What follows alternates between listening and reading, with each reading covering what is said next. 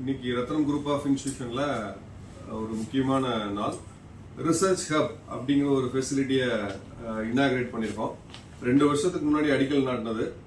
நிறைய ப்ராஜெக்ட்ஸ் இந்த விஷயங்கள்லாம் வந்ததுக்கப்புறம் லான்ச் பண்ணணும்னு இருந்தோம். அதுக்கு ஒரு அருமையான சீஃப் கெஸ்ட் வந்து இன்னைக்கு Kumarani ma'am from Anna university, director research. இன்னைக்கு அவங்க தான் அதை லான்ச் பண்ணாங்க.